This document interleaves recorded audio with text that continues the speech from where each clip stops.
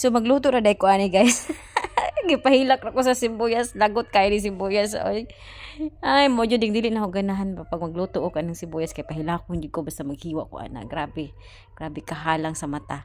And then pagkahuman ako og hiwa guys sa sibuyas, diri nagpainit ko og kanang mantika na og gisa nako ang katong gihiwa nako na sibuyas kay ina.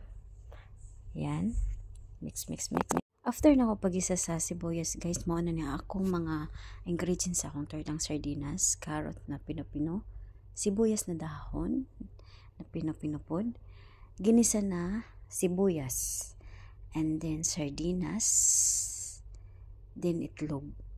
So guys, kung mangutan na mga nang gigisa na ko ang kanang sibuyas daan para ang resulta sa akong tortang sardinas humot, and then lami.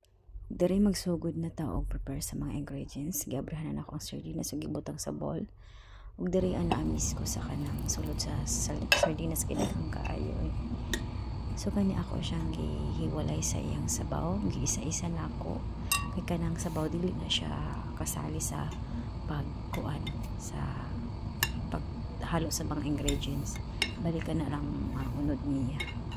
And then after ana pag hiwalay, ako na siyang gidugmok-dugmok isa-isa. Yan. Dapat pinojud siya ng dugmok kaayo. And after dere gibutan na nako tanan ang ingredients sa torta, ang carrot, sibuyas dahon, sibuyas na ginisa, and then after mix. Dere guys, gisugdan na nako siya og timpla. Nagbutan ako dere og black pepper, garlic powder. Ang garlic powder ay isa na sa pampalasa sa mga lulutuin mo. And then of course ang harina, dili mawala ang harina sa torta para ang kanang mga ingredients nimo sticky bitaw siya. Ayun. So ako ra na siyang gi-stick dere guys. Mix. And then after last asin. Yan. Ang asin ang pinakalas para mula sa jud niluto. Yan. So yun, mix. So okay na. Samtang gaya na nagmix ko sa mga ingredients, nagpainit na ko mantika. So ayan, luto na. Start na tagluto. Yan, yung anaon na siya guys. Bali ang imong kanang kalayo ay hinay lang siya para dili siya dili mapagod ang imong torta. Kung maghimo manggaling mo ani guys, yan dapat hinay ra jud ang inyong kalayo. Kay para ang pagkaluto sa kanang kuan sa inyong torta dili hilaw sa gitna o sakto ra.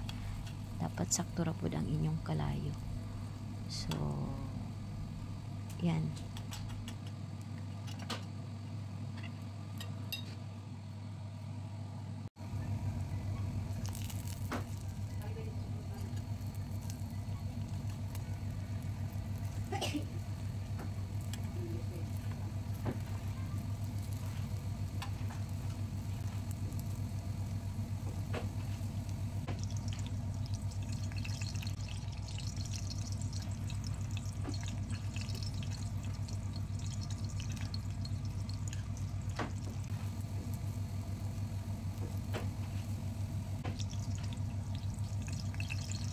Charan! Mauna na siya ang finished product.